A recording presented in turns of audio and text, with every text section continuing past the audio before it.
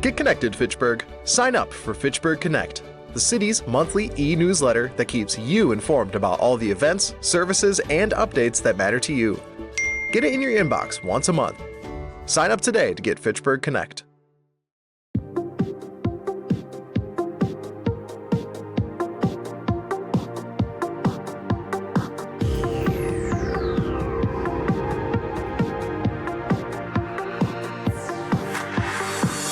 Hi, I'm Jeremy Crosby. And I'm Nick Boucher. We're your hosts for the program that's all about your city, Talking Fitchburg. Every weekday, we pull together the news, events, and information you need to stay on top of what's happening in the city of Fitchburg. Find Talking Fitchburg on cable TV, Roku, Amazon Fire, Apple TV, and our live stream on the web. Plus, you can find all our headlines and stories on Facebook, YouTube, and our video on demand service. This is your city. Keep up with Talking Fitchburg and the issues affecting you and your neighbors.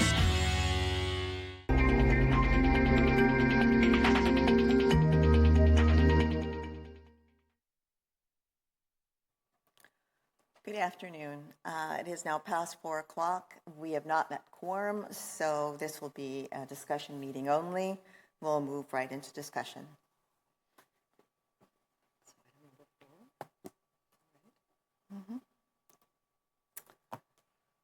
So are we going right to Sustain Dane is making a presentation update on our Efficiency Navigator program, and we are welcoming Claire Schaefer for that presentation. Claire?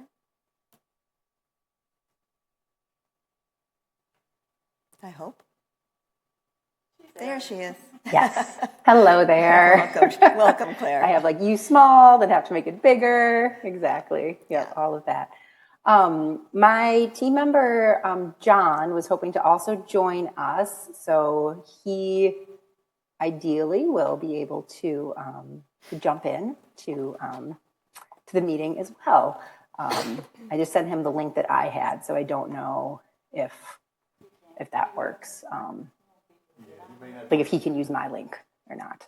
I sent him the link, so he should be joining us. You did? Okay, great. So hopefully between that, we'll get there. All right. Is Lorene there, and is she sharing, or should I plan to share my screen? If you can share your screen. Okay. 1 second. Just opening the presentation. And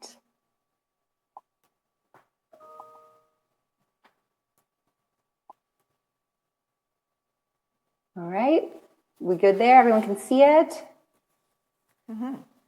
And I'm going to put you into view presentation mode.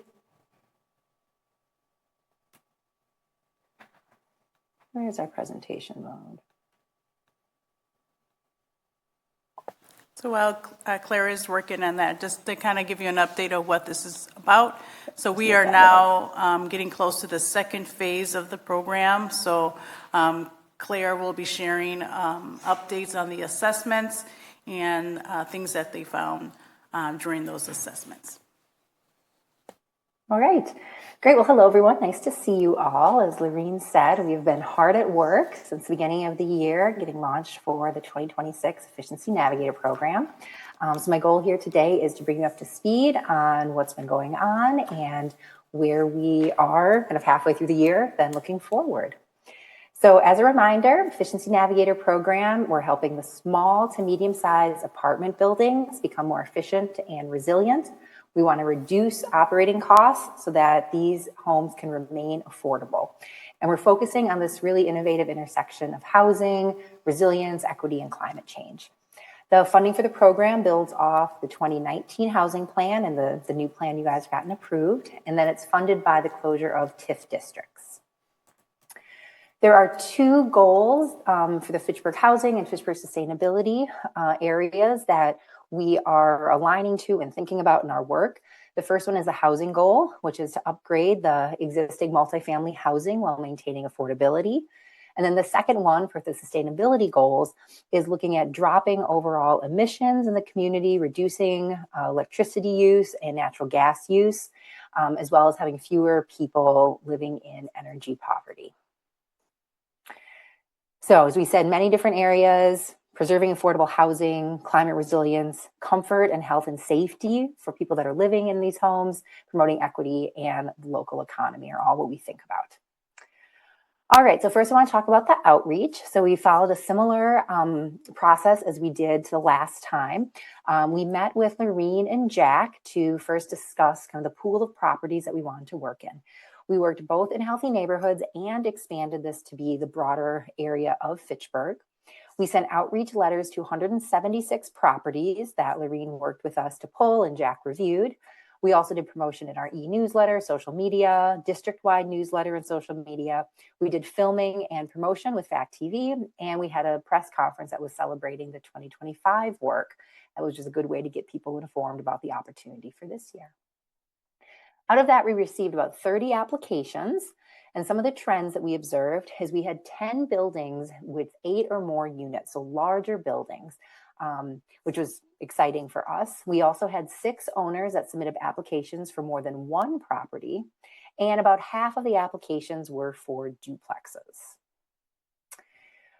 The next step is the intake process. We completed intakes in about 16 buildings, representing 90 units and 237 residents. 8 of those are duplexes, 5 were 8 units, and then we had 1 unit that was 3 units, 1 unit 15, and 1 that was a 16 unit building. We also go through a verification process, so making sure taxes are current, checking that there are no legal issues, and doing the eligibility review. So next step is we sent out assessors to get into the buildings and learn about what are the opportunities. So to date, we have completed 14 assessments and we have 10 reports that are back already. There are 5 in the Belmar neighborhood, 3 in the Foythe, did I say that right? Downs neighborhood, 2 Wildwood South, and 1 each in rural residential, Williamsburg, Jamestown, and Leopold. So a pretty good spread. Some of the general observations, weatherization needs, continue to kind of be important and kind of a first step that we look at for improving the building's efficiency. And I'll talk about that in the next slide. We have had identification of heat pump water heater opportunities in these buildings, more than I'd say in the first cohort. There are less air source heat pump opportunities for converting the heating and cooling. But we do have some observations and adjustment recommendations for those. Also, we've been able to help looking at some of the intake and terminations, so the way the existing systems are set up that may not be leading to as best operating and kind of healthiest air possible. And then out of all these buildings so far, there is 1 building that has risen to the top for windows need to be replaced. And we do a pretty extensive kind of ranking of the windows. So from a scale of 1 to 10, have to reach at least a 6 to be considered for replacement. There's 1 building that hit a 10. So we think, that's a definite. And then the other buildings with windows, we're going to wait and see once we get back all of the assessment reports. With the program in Fitchburg, there are 3 areas that you also asked us to look at that we take in consideration with all the assessment reports. The first one is the sprinkler system. So of the properties that we've done assessments, there are 6 properties that have, there's 1 building that has sprinklers in the common areas, and there are 15 buildings without sprinklers. For the conditions on the grounds, no concerns were identified with lighting.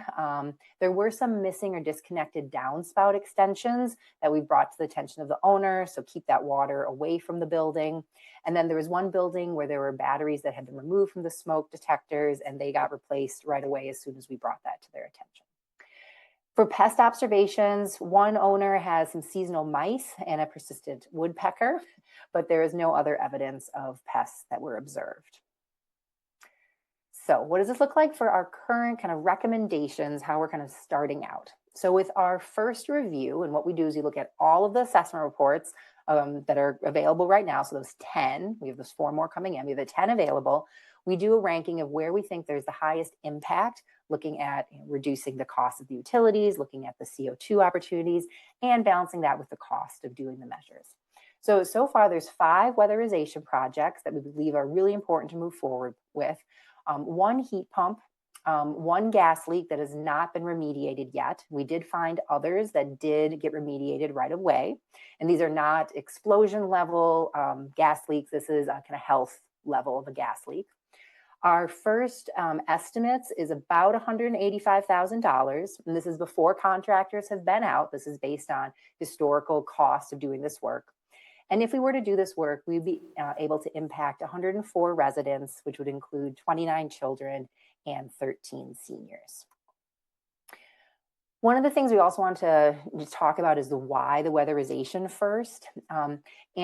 We start with weatherization because that usually is addressing the root cause of energy loss and doing that before we start investing in the new equipment. It also can oftentimes deliver some of the highest energy savings per dollar invested.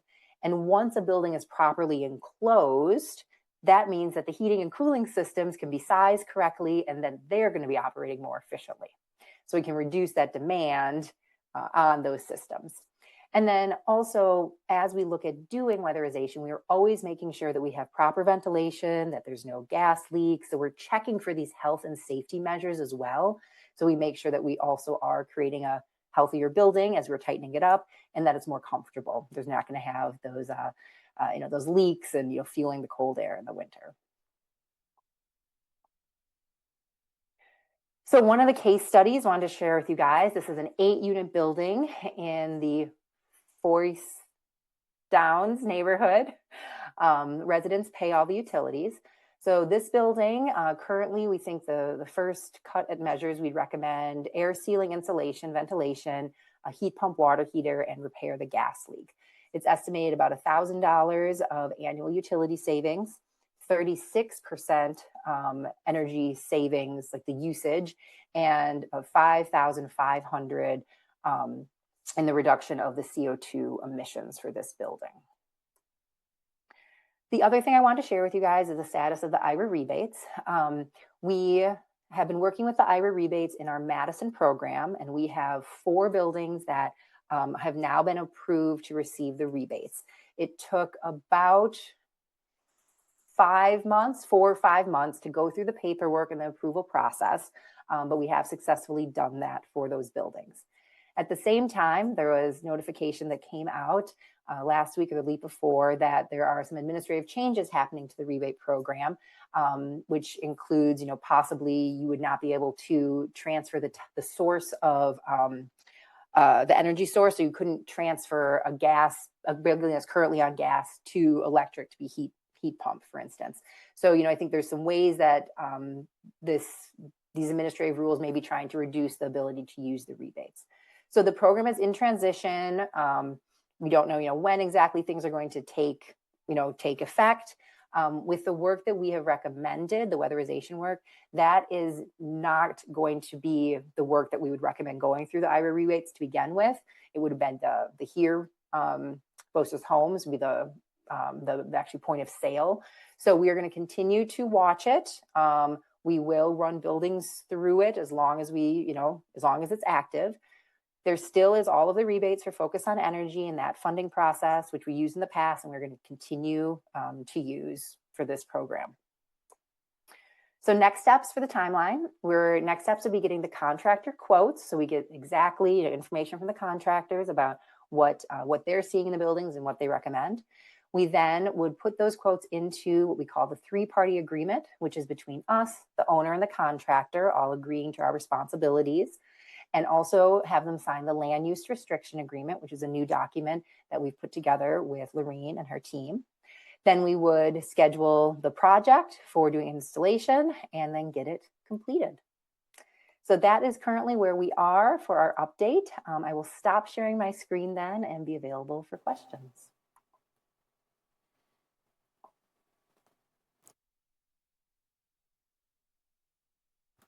I did. It just didn't turn on.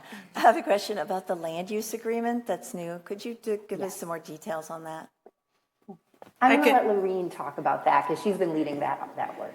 Okay. Absolutely. So this is something new that we decided to add on to the contract just to ensure that the property remains affordable for that 5-year period. So in case that a property owner sells the property, we want to ensure that the new owner also keeps it affordable for that time period. So having this in place then would allow for that to continue. So that's really kind of the purpose of it. just to kind of protect the funds that we have. And we were gracious to have Dan Hardy from CETA to help draft that. And then the next phase is to have Valerie to overlook it, and then it will be brought forth to CETA. And that's the joint meeting if you would like to come on June 25th.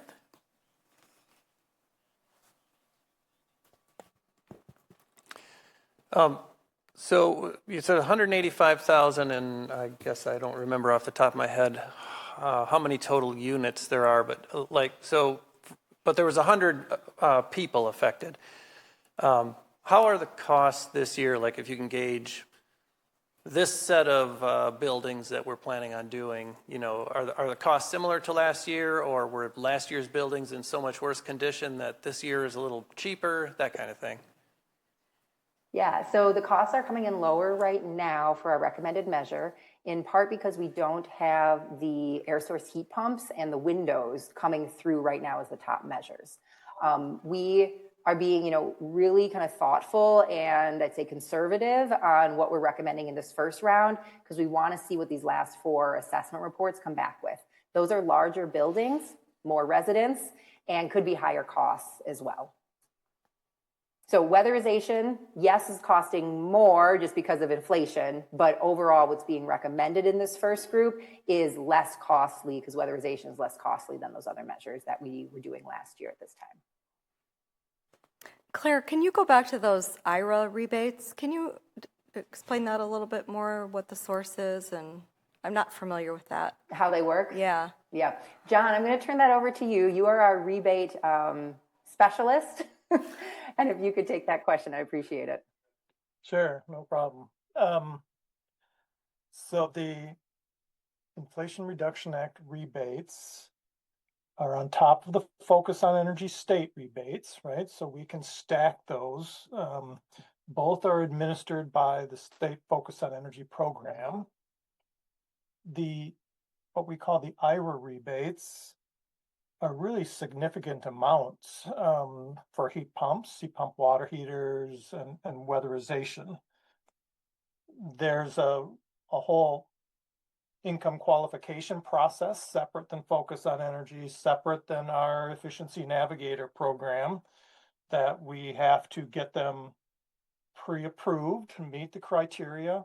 And then once we get them pre-approved, there's a whole process for the contractors that all have to be signed up and qualified to meet the requirements. They take the hard quotes and reserve this rebate before they get the work done. So the process is pre-qualification, a separate step from what we do. Then contractors give quotes, and then there's a whole several weeks to a month of funds reservation for those rebates. They, in theory, it's say $8,000 per heat pump per unit. So if you have a $8,000 heat pump and you put them in 8 units, 8 times 8 is 64,000. So that's, or just downsize to a duplex, still 8,000 times 2 is 16,000. They're very significant rebates if we can gain access to them. But as Claire mentioned, it's truly 4, 5, 6 months to go through that qualification process, fund reservation process.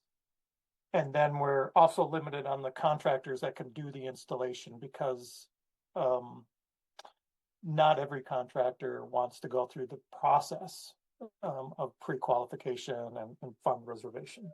So limited contractor selection and slower timeline on getting those funds all reserved and ready to go.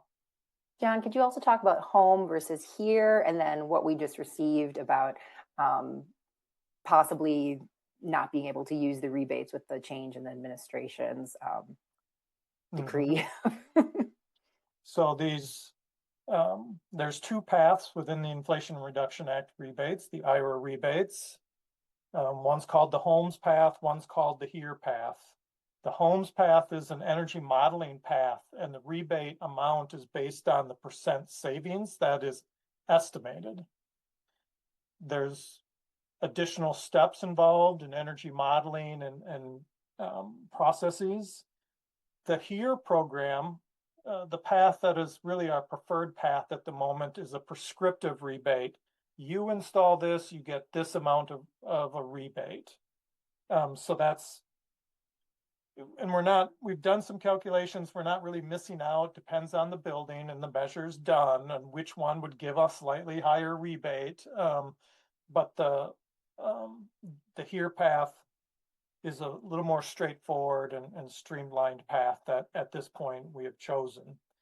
And that prescriptive path, again, it's up to 14,000 per unit. I had mentioned an 8,000 per heat pump, but then there's wiring for electric service upgrade rebates, there's water heater rebates, some weatherization rebates that can go up to 14,000 per unit. The HERE program that we have chosen, the new rules or guidance that came out last week, really, as we were putting this list together, is saying, just as Claire had stated, it likely is not going to be available if you are replacing gas appliances with electric appliances. So that's what we're anticipating. Though many of our heat pumps, if we do space heating, and I know there isn't really, I think maybe just one in this round, are hybrid systems. So it's in how you interpret the new rules. It seems as if a hybrid system, putting in a gas furnace and a heat pump together, that's a dual fuel or hybrid system. You have the tenant, the owner would have an option to heat with the heat pump or heat with the gas furnace. We can gain access to that rebate based on the new rule and our interpretation. It's just, you cannot eliminate gas, but we can keep some gas if we put a heat pump on. And that's most of our systems anyway, really, is not totally eliminating gas because there's a concern about cost increases, et cetera, if we didn't have gas in the building. And that's an important point. One of the reasons why we're not saying every building we see, we want to change them over to a heat pump or a dual fuel is because there could be a case where it would increase the cost to residents if you did that, with electricity costing more money. So we are really balancing those different benefits, and we know that reducing the cost and keeping the affordability is important to the Fitchburg community. You mentioned that there's an income qualification for the residents of the units. Do you know, are they following the HUD guidelines, or what is the income level? Pre-qualified residents versus qualified contractors. I kind of know what that is, but how does the resident jump through the hoops? Yeah, the residents do have to provide a pay stub and focus on energy, and it's based on the area median income. So if they are 80% or below the area median income, they get a higher tier rebate for the HERE program. And if they are between 80 and 150% of the AMI, they get a slightly less rebate. And then anybody over 150, there is no rebate under the HERE program.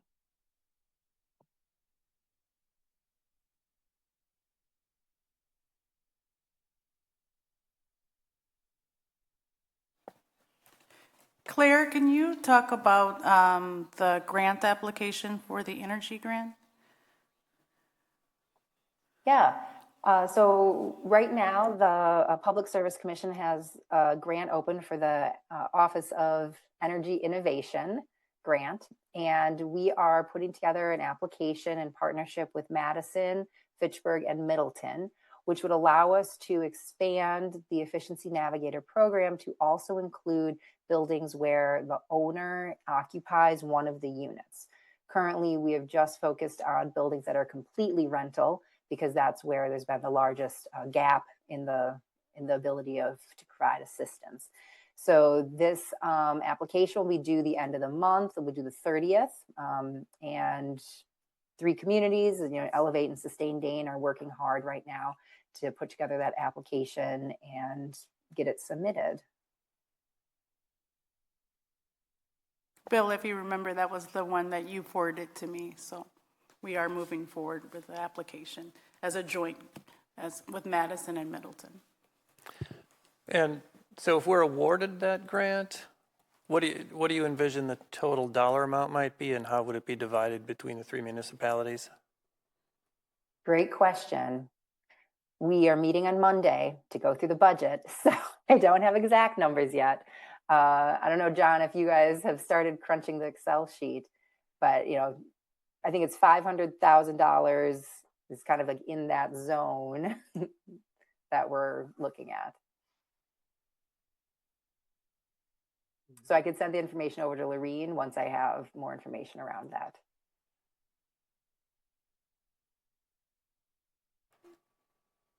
Any more questions, anyone? I guess one more. Lorene, remind us all again, what is our total Efficiency Navigator budget for the year, and how many rounds of applications are we expecting to do this year? Sure. This phase was the administration phase, so this was $100,000. Then what will be coming on June 25th is the second phase, and we've allocated additional $400,000 for the different rounds. Claire, can you share again, how many rounds are we planning to do for this?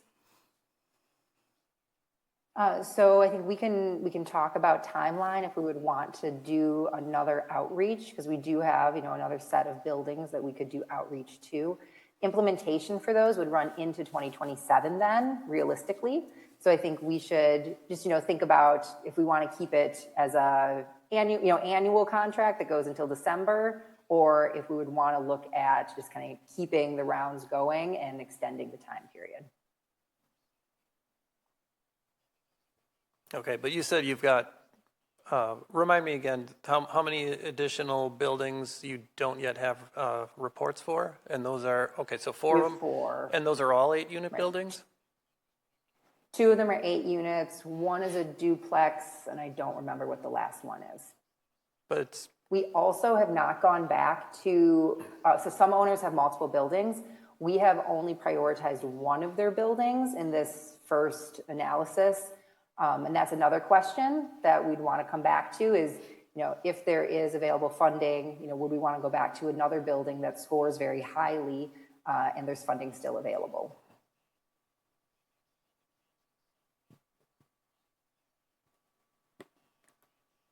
Any more questions? No? Well, then I'd like to thank Claire and John for coming and giving us an update. Appreciate it. Appreciate all you do, too. Thanks. Thank you. Nice to see you all. Thank you. Bye. Bye. Okay, then next on our discussion would be housing and economic development updates from staff. Who wants to go first? I can go first. I have a presentation. All right, so Jenny, you'll have to watch this one again. So I also shared this with CETA. So just kind of giving you an update of some of the initiatives that we're working on for housing. So Efficiency Navigator, we kind of pretty much talked about that. So with that, again, working on the second phase of the implementation of all of those programs that were outlined by Claire, and then also the LURA, that updated contract to ensure that the properties stay affordable for that 5-year period. Some other programs are down payment assistance, and I have some questions as we move forward with that program. So this is the potential down payment assistance program that we're proposing for 60 to 120% AMI, the area median income. Another program is the CDBG Pro Housing Grant. So as you remember, we were awarded $600,000 from CDBG for infrastructure. So in addition to that, we would leverage some additional funding to support developers in building affordable housing. And then also another initiative is the Housing Dashboard, which we will be working on in-house, which will be kind of helpful for elected officials developers and anyone that's interested in where we are with housing. And then also kind of update on some of the programs, such as the Efficiency Navigator, just kind of demonstrating what we're doing with the program, and as well as down payment assistance. So kind of talked about the Efficiency Navigator. The LoRa, right now, again, we're still finalizing that contract. Dan is still kind of doing some updates. And then once that is done, then it'll go to Valerie, who will look at it, and then we can move forward.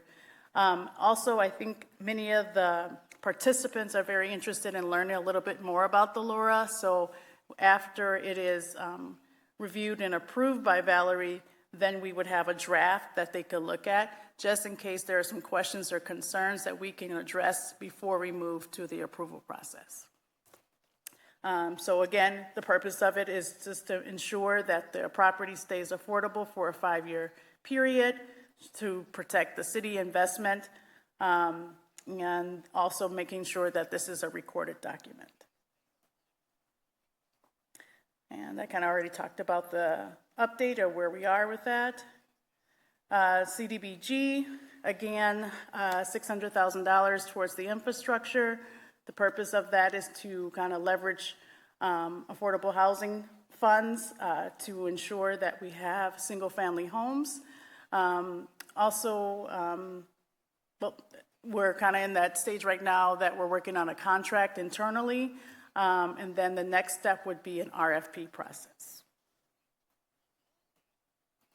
Housing dashboard. So again, we're working on that internally with our IT staff, and then actually Miranda, that's working in planning, is also assisting us with getting some GIS maps as well. But it's supposed to be kind of like a visual update dashboard to provide you with up-to-date information of where we are with housing and with all of the housing initiatives that we're proposing. All right, down payment assistance. So kind of the outline of the program is to help the missing middle. So from 60% AMI to 120%. So for the 60 to 80% AMI, we're proposing to have up to $25,000 based on need. And then the higher AMI from 80 to 120%, matching funds up to $25,000. And then that would go towards single-family homes, townhomes, condos, anything in that single-family realm. And then also we would require that the participant would participate in some type of home buying education program that has a certificate program at the end of that program. We're allowing the participant to go to any program they choose, but again, they just would need a certificate outlining the program. And the purpose of this is to support workforce housing. Any questions before I continue? Okay. All right, so there are some questions that we would love to have some additional feedback before we proceed with the RFP process. And one of the questions is purchase price cap. So we're looking at different options. So one is not having a cap of the purchase price, which would be option A. We could go with option B, which we would kind of recommend, is having a moderate cap. And then option C, just kind of lowering that cap. So we would love to know your feedback on what you feel that would be the best way to kind of go about that. I know, Jenny, you had some feedback, and Sita. I'll let everybody else do their thoughts. Yes, please. Commenting now. I guess given the current market prices in our area, you're going to have to go, I think, with option B, the moderate cap, because there's such little. I mean, if someone has a lower one, that's fine, but, you could always do not to exceed rather than, the moderate cap. So that would fit for option C, lower anyway. So that's my opinion. who knows off the top of their head what some AMI numbers are? I just, I made a spreadsheet and I just plunked down a home price between $250K and $525K in $25,000 increments, and just figured out, with 6.5% mortgage rate, which is what we've got today, then what the property taxes would be on that, approximate value for homeowners insurance, figured out what the total would be for the year, and then assuming that should be no more than 30% of their income, a $425,000 home would require an income of about $115K. And I don't know, is that, I don't know where that falls, is that a family of four at 128% AMI, or is that?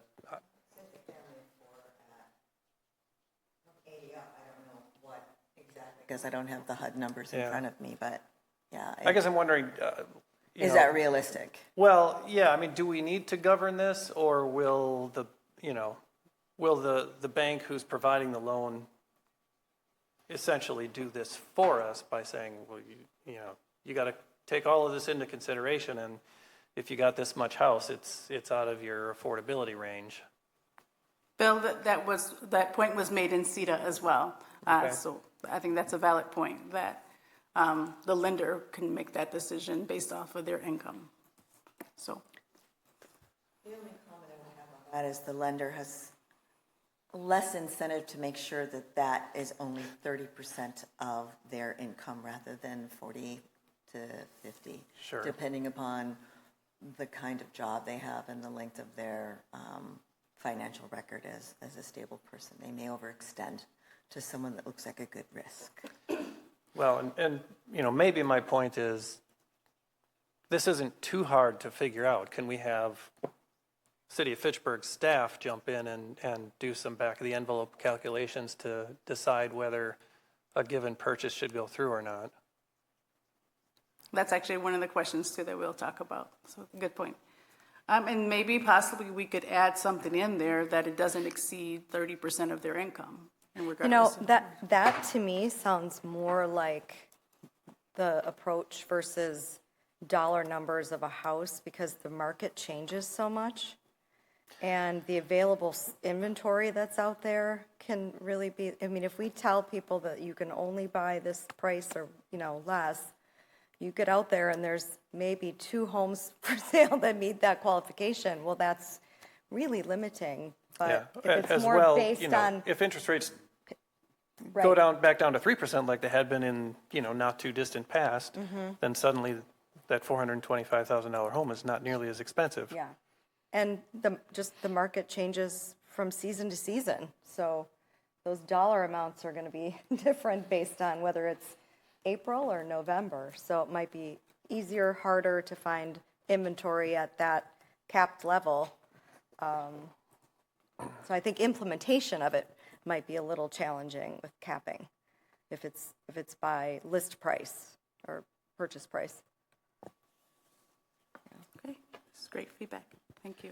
And Lorene, is the goal that the purchaser will have enough for a 20% down payment? Is that a requirement, right? Or That's the challenge. So that was the goal originally, but then when I was talking to lenders, they're saying that's still a challenge for many people to wipe away that PMI. But that's the goal, is to, reduce that as much as possible. I guess I doubt there's a lot of people at 80 to 100% AMI who are, $100,000 laying around to put down. Right, exactly. Right. Well, or $80,000 for a $400,000 home, minus, so really $55K, but still that's got to be exceedingly rare.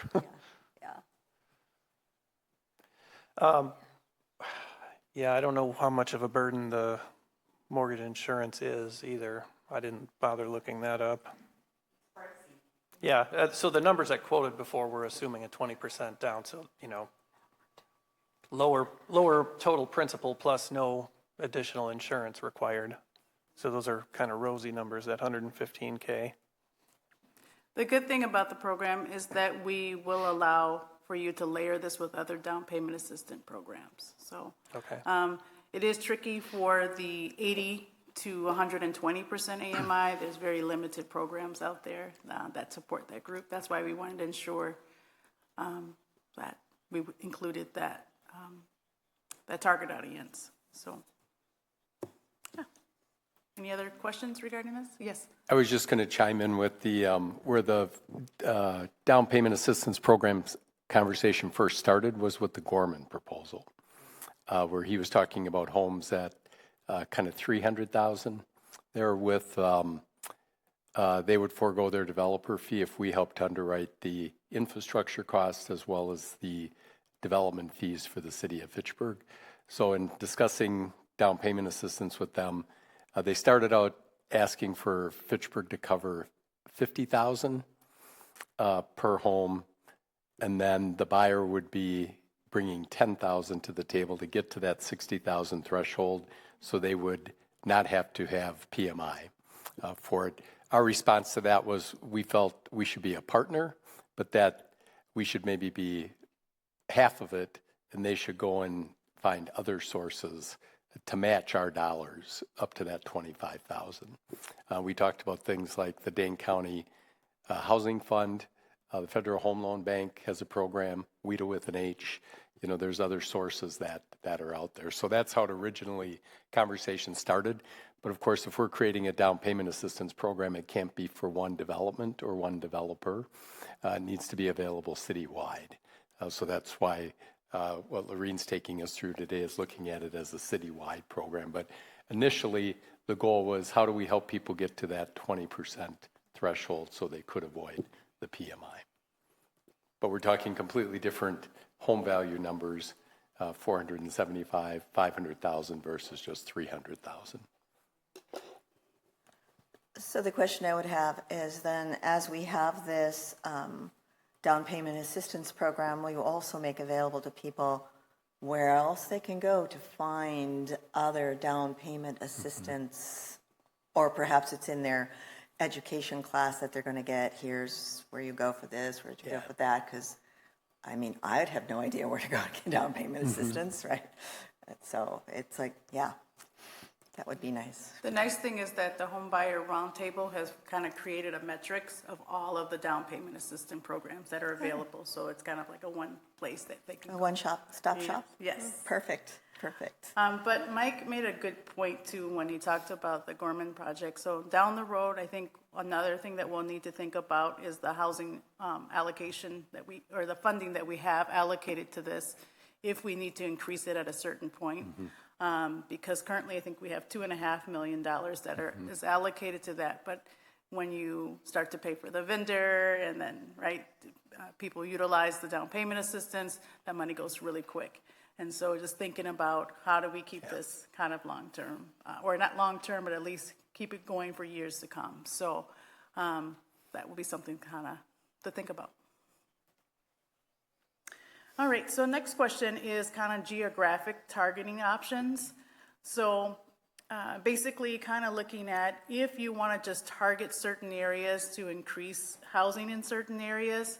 So for instance, if you wanted homes in the healthy neighborhoods, would they score more points?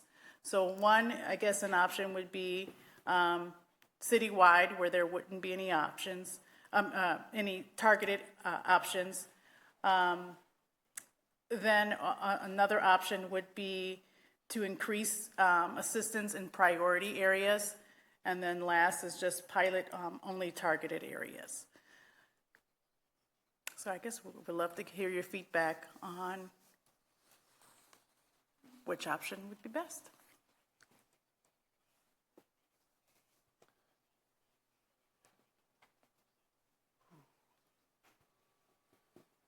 How many different metrics are there that we're scoring? I don't know that offhand. I'm sorry, Okay. Bill. I have to. I'm just wondering how big of a role would geography play in the overall scoring? And I'm trying to decide what would make sense. I feel like there ought to be some additional, well, I don't know. I mean, if we go with priority neighborhoods, that's going to be the areas where the people with the lower income are to begin with, and I don't know if that's duplicative or not. I don't know. Do you have a feel for across the city? I mean, I imagine the concentration in our healthy neighborhoods Sure. of low income is certainly higher, but Sure. do we have, plenty of lower income people spread throughout the entire city? I'm going to defer to Mike on that one. I don't have a good handle on that. I think just by census tracts, it's more concentrated in those healthy neighborhood priority census tracts. And there you're dealing probably with more of an existing housing stock versus new construction, as well. Right. For it. I'm just going to make a quick comment. So in Southdale, there's maybe 10 single-family homes. Yeah. And North Fish Hatchery, it's pretty much all multifamily. So I think restricting it to the healthy neighborhoods is a challenge. And when you say single-family home, you also mean condos, but in reality, that works out to pretty much single-family homes because we don't have a lot of condos, right? There's condos over in Southdale. I don't know how often they go on the market. Right. But I'm trying to remember. it's not many. I think my comment to this was that I didn't love the idea of restricting because I think restricting where people live feels, there's school district issues with your children, there's, where do you work, different factors that go into someone choosing on where they're going to live.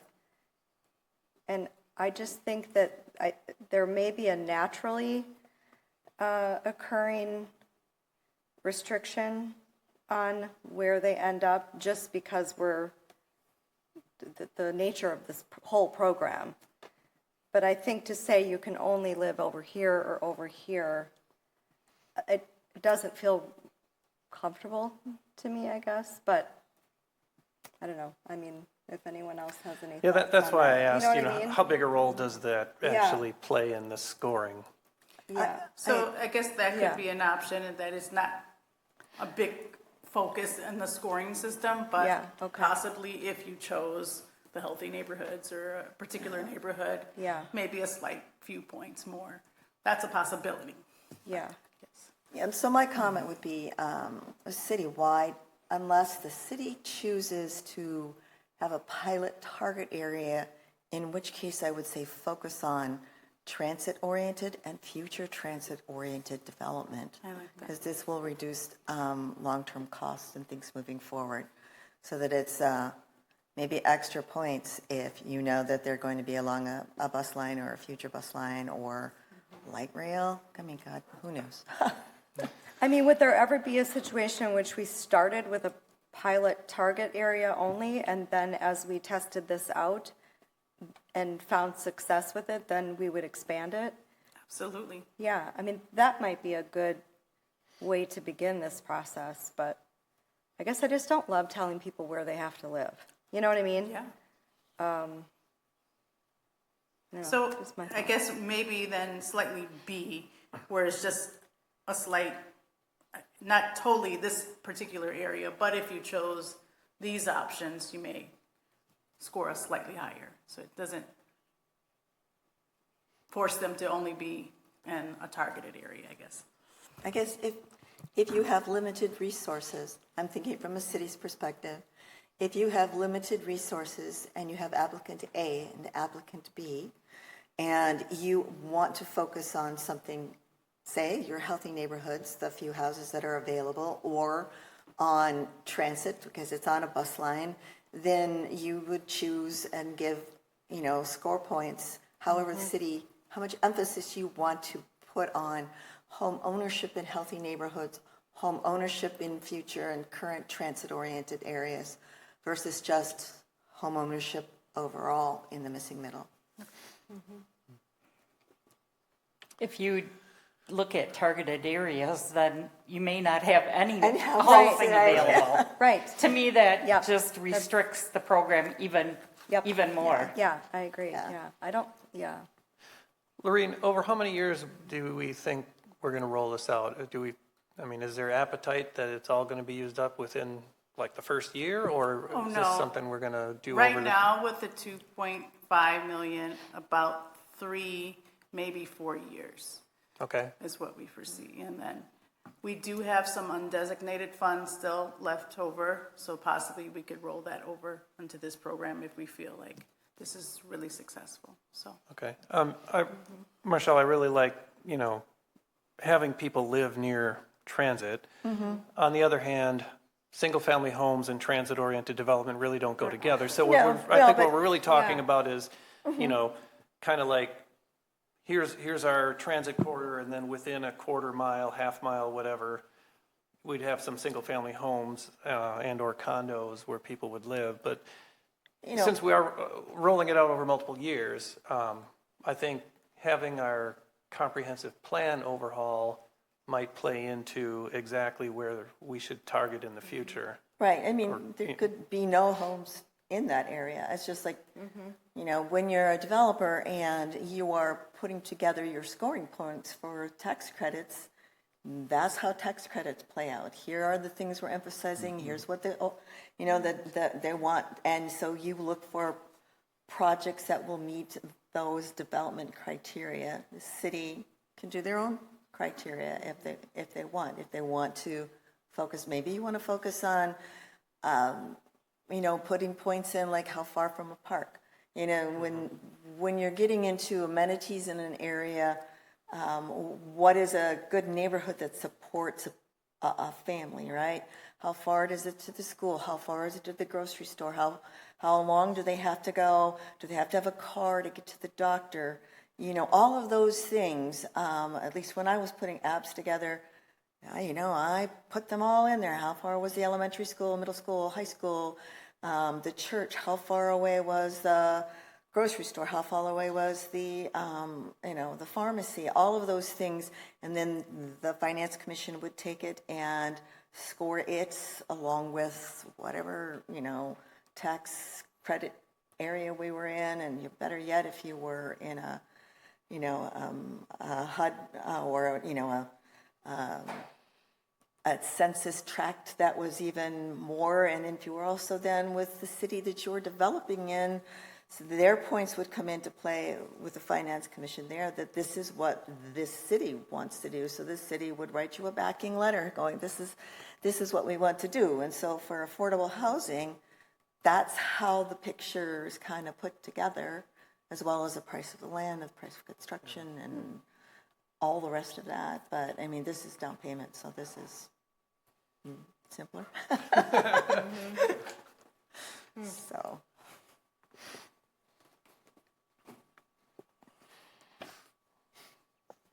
Okay. That cleared it right up, didn't it? All right, we can move on. So city employee preference. So as you may recall from the housing survey, we also surveyed staff, and there was some interest from staff to also be a part of partake in the down payment assistance program. So I guess we'd love to hear some kind of direction on if we should have that in the scoring system, no preference, limited preference, or reserve some allocation funds strictly for employees. So again, this is for first-time homeowners, so according to HUD guidelines, that's 3 years. Having this available for our city staff to attract and retain city staff. So I would love to hear your feedback. Well, attract and retain. I hadn't thought about that until you said it, but I mean, that would be a nice benefit to work on maintaining staff. And I know staffing is hard to keep qualified people, and the city hasn't been, or the residents haven't been very progressive in how they feel about making sure you guys are paid fairly for the hours you put in. So. And I did talk to HR a little bit, and they said that would be a great feature for when they are hiring individuals to have that, especially if maybe individuals choosing between two municipalities. That could be the one factor that encourages them. So would this be just one factor in the scoring, or would this be like a guaranteed benefit for, attracting a new employee? That might be something they could negotiate. That's part of this question. So, I mean, Okay. yeah. And I guess I can foresee people pushing back and saying, hey, you're taking my tax dollars and giving it to one of your employees. Is this, I guess, does Valerie have any comments on this? And is this something that other municipalities have done in the past? Can we point to any other examples? I have not vetted with Valerie yet, but great question. I don't know. Bill, I have to correct you about your comment about tax dollars. Okay. It's just not, it's from all the taxing jurisdictions because it's TIF money. It's a good program because the state, the county, the local, the schools, everybody's contributing to this. So Yes, thank you for that. Wanted to correct you. Yeah, this is That makes it more palatable. affordable housing dollars from keeping the TID open for an extra year. Yes, very important. Thank you. I think the communication of that would be important, just so that there's no misperceptions or, It's not like people won't still misunderstandings. say you're taking my tax dollars. Right, yeah, yeah. But I think I kind of fell in the middle on this one, where I can see the benefits of, I hate to take away this program from people who are not city employees, because everyone deserves to try to get these funds. But I also see the point of attracting good people to the city staff. I mean, it's a great benefit. So I sort of fall in that middle where it's kind of maybe a little of both. I don't know. That's kind of what I recommended, but I would like to. Yeah. Yeah, I guess I feel like having it in the scoring, playing some role, I think I would be in favor of that.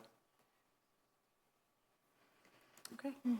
And I want to go back to the question. Actually, I did run this past. That's who will be kind of helping us with the RFP process. Did indicate that this was okay to have in the program. So, all right. I'll make this same comment that I did at CETA. In the housing plan, it says that one of the initiatives is to look at our employers to, provide funding. And I feel as though if we're going to ask the business community to look at this, we should lead by example. So that's just my thought process is, if we think it's worth putting in our housing plan and an initiative we should work on, then the city should be the first one to step up, especially since we're trying to deal with the missing middle. And it's our police officers, it's our firefighters, it's our healthcare workers. So I think it's important. Not that I would take advantage of it, but I just think it's a good benefit to have for my coworkers. Okay. Thank you for your feedback. All right. And then the next is the repayment structure. So currently how we have it structured is that this would be repaid upon sale or refinance if it's anything other than, or if it's a cash out refinance. So if it's for interest rate to reduce the interest rate, we would not ask for payment at that time. So I guess the options are that one, you would be only repaid upon sale. The other would be upon sale or cash out refinance, or that it would be refinanced with any type of repayment or with any type of refinance. Yes, I'm not a banker, and I don't know, any refinance I've always done has never had any cash out in it, so I don't quite know what that product is, so. So basically, maybe you have some debt that you want to pay off, and you refinance the home to For a kind of pay higher off, price? to Pull your consolidate equity some out. of your debt. I'm sorry. Pull your equity out? Yes, Yeah. equity, yes. But are you then taking out a larger loan? Right, that so you're if you refinancing? currently owe $80,000 and you refinance for $120,000 or something. Is that what you're talking about? Correct. Right, Yeah. so you refinance for a large amount, okay, yeah, all right. So with that, you would need to repay the loan. Yeah, that sounds fair if you're going to do that. And so I guess if somebody moves into a home and it's their, essentially their forever home, we wouldn't maybe even see this money come back to the city for 50 years or more. Do we want to encourage them, provide a bit of incentive to pay that back? Like if somebody does refinance for a lower interest rate, can you tell them, if you pay it back within the first 10 years, we'd give you a 20% discount. If you pay it off within 15, you get a 10% discount, something like that, so that the money comes back and can circulate to the next purchaser sooner. I like that idea. What we were told by a couple lenders is that the average homeowner is about 7 years. And the rationale behind it is that they have a growing family or life changes. And typically that's what they see, is that about 7 years. But that doesn't mean that everyone will fall into that category. And so, that could be an option. It seems like it's kind of a difficult thing to track. I mean, to keep track of every refi, if they took money out or if they didn't. I mean, I think that you should have just a set of guidelines that are, it's a great thing that the city is doing for people. Mm-hmm. So I feel like the quicker you can get the money back, the better it is. I think it would be a nightmare myself. I mean, how do you keep track if somebody refied and, got a loan for a larger amount and took the equity out? Well, if they have the equity out, then they should be paying the city back. It would have to be a self-reporting. Yeah, to me it triggers because they have to. Is this a lien on the loan? Right. Yeah, it would definitely trigger. So they would know that the vendor would get that information of what type of refinance it is. Got it. Yes. What happens if the homeowner dies? Do we forgive that? No. In their estate, or? No, it would be it's going to be a lien, a recorded lien against the property, or it's actually a mortgage. Okay. Like a second mortgage. Yeah. Okay. So we would, have a position there. Yeah. Assuming there's funds available. Well, the house would probably have to sell. Yeah. Somebody passed away. But I'm glad you brought that point up. I think there should be some type of provision or something in there. Because it could also be that a family member that's living there, if the homeowner dies, the person who's on the, all the loan documents, if they die, if they decide, oh, well, my son is going to take the house now, well, does that mean the son now has to pay back the... Right. That could be kind of messy, but that's probably a good idea to work something into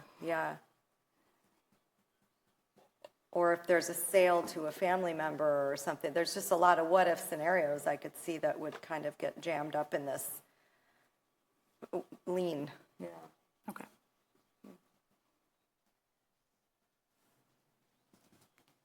Any other comments or feedback?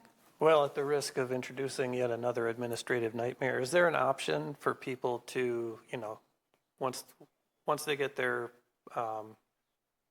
monthly mortgage payment, for them to contribute an extra few dollars a month to chip away at this?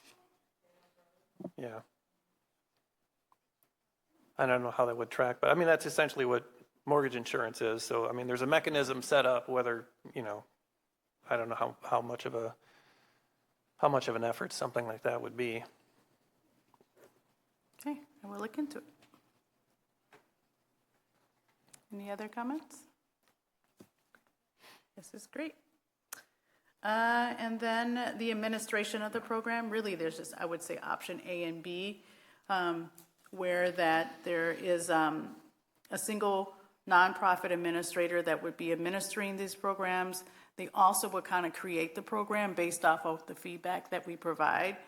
And the other would be then a hybrid where we would I guess, be a part of that process of administering. One of the areas that I think we talked about in CETA, and I did consult with the attorney, is regarding grievances. So if a person did not qualify for the program and they contested that they should, be a part of the program, then we, meaning the city, would have to be a part of that process and kind of look at the guidelines and, make a decision based off of that. How transparent can we be in terms of the scoring? Like if everybody is privy to the exact same information, so they can say, well, I placed below this other guy, they scored the way they scored. So I guess they could argue that they should have scored differently, or there should have been different metrics or something. But I think the more transparent you can be about why somebody ranked higher than somebody else, the less we're going to see that sort of thing. But this would all be confidential, right? Well, that's what I'm wondering. I don't know. Public, would it be It's public not public knowledge? information. No. Yeah, no. No, we can't. So you can't do, no. I mean, So some no of the one metrics. would ever know, you wouldn't know if you scored. You can put up a score chart, such as if my income is less than 50% AMI, I get 5 points. If I, in the following professions, if you want to focus on doctors, not doctors, nurses, CNAs, secretaries, you get, this for service fields, you get this and the points, and you can just post their total score. Everyone knows how you're getting the points. You don't know what they got their points on, whether they were, what their income level was or anything like that. They just ended up with a total score of X. So I don't know if that would work or not, and then it kind of would cut that grievance point down. Even just making sure that everybody knows exactly what contributes to their own score, I think will go a long way toward, mitigating hurt feelings.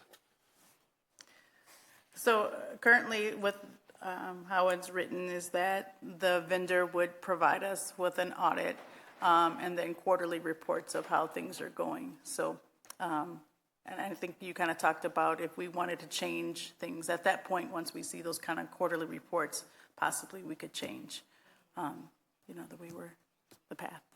Yeah, I feel like a lot of this stuff, we make all these decisions and then we implement this and we learn along the way. We may end up finding out that we thought we had this great plan and idea, and in practice, we may need to pivot a little bit, and that's okay, right? I mean, that's how we make this better, by learning, and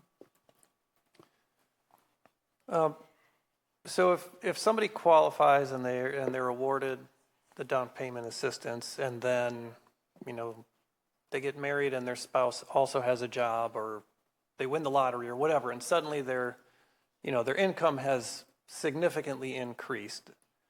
Do we say, well, you were awarded this, and so you've got the contract is set, or do we want to give them some guidance as to, hey, why don't you get that money back in circulation for other folks? I don't think we would be privy to that information if there was an income, increase in their household. That's something that we wouldn't know. Okay. So I don't think we So could. they qualify once and once only. Yeah. that brings up a good point. Yeah, do you ever have an audit process where you double check, but you don't, like, say every 5 years you check in on that household and see if they still fall within the guidelines? That probably wouldn't be what we would do. I just think that would maybe tricky for the vendor, but I'm not Yeah. sure. I mean, that's something I can definitely ask about, but. Yeah. That's sort of like affordable housing, where you have to annually recertify that your income is at this level. So that's a lot of paperwork, and it is one of the things, like, so you have a lower rent, you're not going to have your rent increased greatly, right, because it's all capped by HUD, but you lose financial privacy. So that's what you kind of give up for that, and you're asking people to give up financial privacy. it's not a popular thing in our culture. Penalize people for improving their, yeah. And I think with the two triggers already that are in place, a sale and a refi, I mean, that to me is what should be the triggers versus having to go through paperwork. No, that, And they I still wouldn't have to apply qual- if I had to yearly or even every 5 years have somebody dig through my finances. And then are you penalizing someone for bettering their life if they end up getting another job and they make more money and then, so, yeah, leave them alone. And it's geared towards first-time home buyers, so that's really the initial threshold is first-time home buyers, helping them get into home ownership. Yeah. Great question. So that's the end of our quiz. So do you have any other feedback or questions regarding the program? Okay. So the next steps then for the housing initiatives is one, to finalize the LURA. Again, it's being reviewed by both Dan and Valerie, and then that will be coming forth to the joint meeting with Housing Advisory and CEDA on June 25th. We will be continuing internally with the CDBG coordination with both CDBG and the city to work on a contract to start the RFP process for that. And then kind of refining the down payment assistance. Thank you for your feedback. We will work internally before we bring this forward to the attorney for an RFP. And then once that RFP is issued, then that we will select a vendor through that outcome. And then lastly is the housing dashboard development. Again, we're working internally for that as well with the IT department to bring forth that dashboard. And I think those are the top things that we're working on and for housing. All right. Pass it on to Joyce and Mike if you have some updates. Okay. I mean, we're I'll done? just pass along a few updates. Okay. We advanced the TIF development agreement for the syncopation development for the Cleanfill site between Highway 14 and MM. That's the one that the local developer, Mark Fairchild, is bringing forward. So the council approved a $9.8 million pay-as-you-go TIF developer agreement with them. And on that site, that 9.8, hopefully at full build-out, will generate $104 million in valuation. There will be 2 multifamily buildings, approximately 325 units. There will be a 119-unit continuum of living and care facility by Trilogy Health out of Grand Rapids, Michigan. So that'll have everything from independent to assisted to memory care, and also all the way up to skilled nursing care as part of it. Approximately 40 single-family home lots on the western side of the property, and then on the northern end, they're envisioning about 40 townhome units that they've initially identified, hopefully, as ownership product there. So that would round out that infill development project there. So council did approve that one. And then tomorrow night, Bowman Plaza, the redevelopment of that site on North Fish Hatchery Road, their costs increased from $70 million to $77 million. So we revisited the TIF numbers with them. We can make the numbers work to get them up to approximately not to exceed amount of $7 million and still kind of stay within our parameters. So that's the terms of the deal that's coming forward to the council meeting tomorrow night. Hopefully, if we get support for that, they would look to start demolition of Bowman Plaza sometime in July. And then the initial occupancy for that building, if it goes forward, would be they would take occupancy in 2 phases. The first part in the beginning of 2028 and the second part April of 2028. That would have a valuation of investment of about $77 million, 270 market rate apartments and 10,000 square feet of commercial space. Building right up to the street, 5 floors of apartments commercial, over 2 floors of structured and underground parking for that one. Then Jamestown Quarry, the council and the Plan Commission unanimously supported the TID amendment and project plan and project cost amendment, and that will go to the Joint Review Board on Wednesday, June 24th. That will allow the retail center hopefully to come forward, but also another Texas Wrap apartment building on the north end with approximately another 270 units. And one option there is Corey Frank, who's the developer of that, could approach us again to come back and try and implement our workforce with a market rate building. Right now it'll be straight up market rate, but he does have that option to come back to us and have that future conversation. And then Wednesday night of this week, Oak Ridge, the senior housing light tech deal that J.T. Klein Company has proposed or has approval for, is breaking ground at 4 p.m. That would be just north of Gymfinity Gymnastics on Nesbitt Road, kind of just west of Quivvy's Grove. So you're welcome to come out and join us for that. That would be 80 units of affordable. And then we've been approached by a couple of different entities with kind of that build-to-rent product out here. So we're just having some initial conversations, but basically where they build single-family product or twin home product right from the get-go. That is for people that are renting those units versus ownership units. So they kind of develop a neighborhood and a community based on that. So we're learning more about that and having a couple conversations about that product. It's been more commonplace kind of south and west to date, but they're now kind of moving north and looking at some of the Midwest markets, especially with the dynamics in the current housing market at this point in time. That's it. Just a couple of updates for you.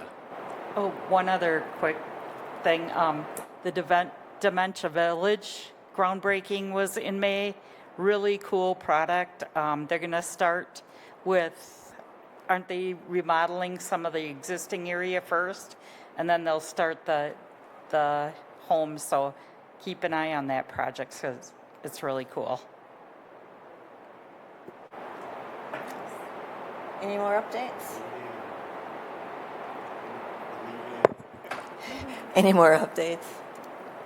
No, then I would like to welcome back Alder Bill Jutzer to the Housing Committee. I was here before when you were on, so we're going to reappoint Olivia Perry and Brian Schimming to the committee.